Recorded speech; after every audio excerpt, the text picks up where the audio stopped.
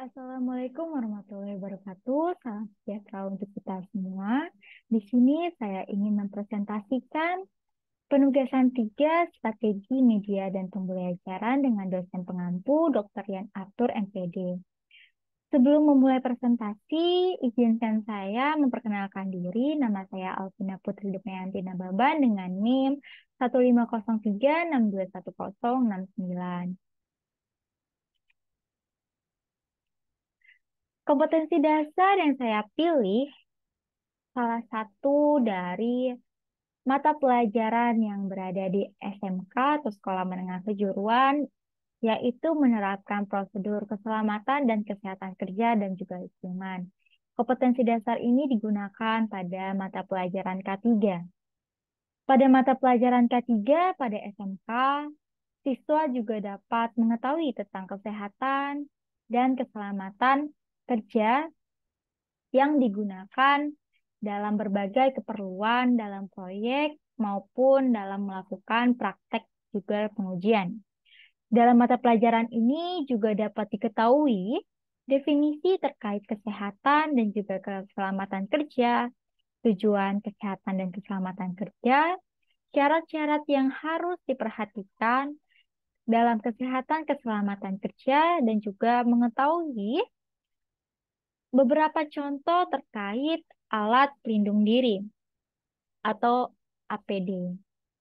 Nah, untuk definisi terkait kesehatan kerja itu dapat diartikan sebagai suatu upaya untuk menjaga kesehatan pekerja dan mencegah pencemaran di sekitar tempat kerjanya, baik dalam masyarakat dan juga lingkungan. Kemudian untuk definisi keselamatan kerja juga diartikan sebagai suatu upaya agar pekerja selamat di tempat kerjanya sehingga terhindar dari kecelakaan, termasuk juga untuk menyelamatkan peralatan serta produksinya. Untuk itulah perlu dijelaskan terlebih dahulu panduan mengenai keselamatan kerja. Penerapan panduan keselamatan kerja itu di suatu lingkungan pekerjaan atau di lingkungan sekolah merupakan cara yang paling baik untuk menciptakan lingkungan kerja yang lebih aman dan juga kondusif.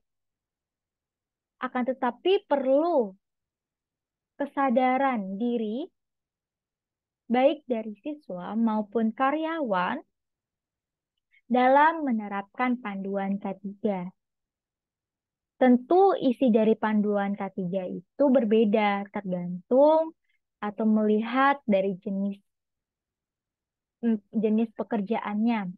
Kalau berada di proyek atau dari jenis pengujian atau prakteknya, itu tentu level K3-nya lebih tinggi.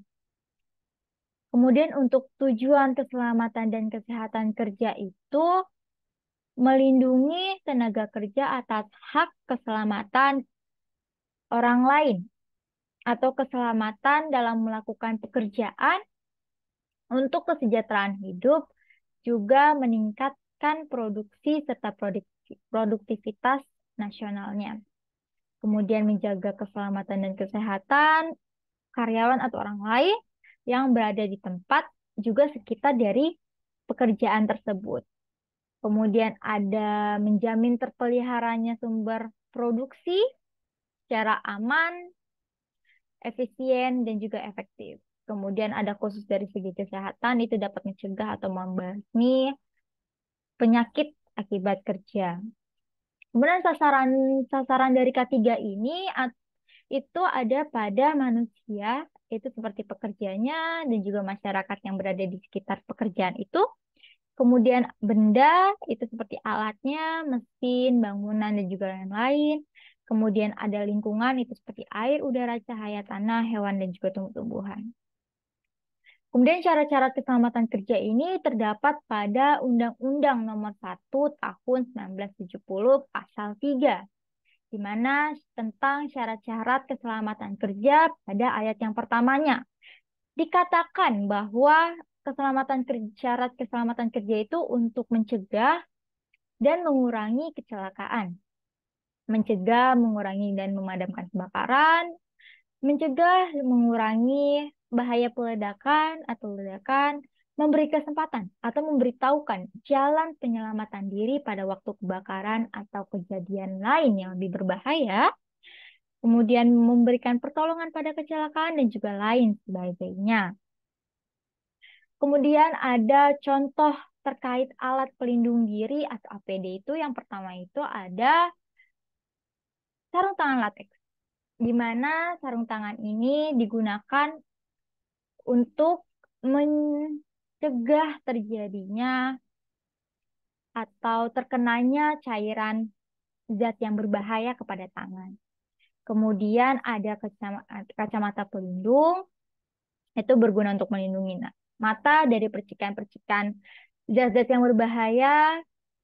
Kemudian ada baju pelindung, itu untuk melindungi pakaian atau badan atau tubuh. Kemudian ada masker penolong untuk melindungi hidung untuk bagian saluran pernapasannya. Ada helm juga untuk melindungi kepala. Kemudian ada sepatu, sepatu proyek itu untuk melindungi kaki dari benda-benda tajam.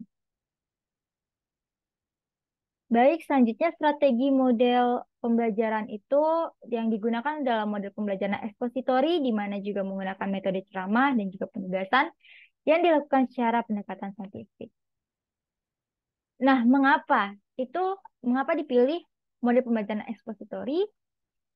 Karena sangat cocok untuk digunakan pada mata pelajaran ketiga yang dimana guru memegang peran yang sangat dominan, juga guru mempersiapkan materi yang sistematis, dikarenakan